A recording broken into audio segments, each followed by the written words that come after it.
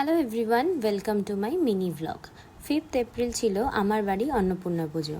তো সকাল থেকে কি করেছি চলো তোমাদের সাথে শেয়ার করি। প্রথমেই তো আমি রেডি হয়ে গেছি, আর এখানে মা আর বাবা পুজোয় বসে পড়েছে।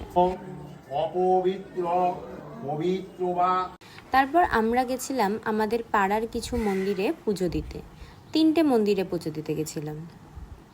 আর এটা ছিল আমার আজকের outfit. Get ready with me ভিডিওটা তোমাদের সাথে নেক্সট মিনি ব্লগে শেয়ার করব।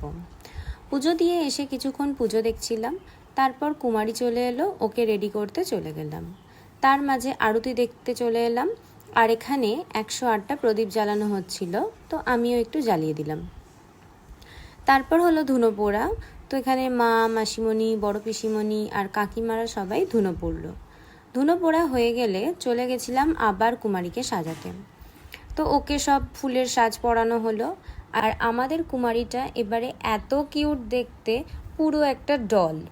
এত মিষ্টি দেখতে, এত বছরের পুজোতে আমার দেখা এটা বেস্ট কুমারী।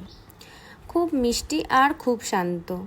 যাই হোক, তারপর ওকে রেডি করে দাদা ওকে কোলে করে নিয়ে গেল পুজোর জন্য, বাট এটার না কোনো ক্লিপ নেওয়া হয়নি, তাই তোমাদের একটা পিকচার এখানে আমি অ্যাড করে দেখিয়ে দিলাম।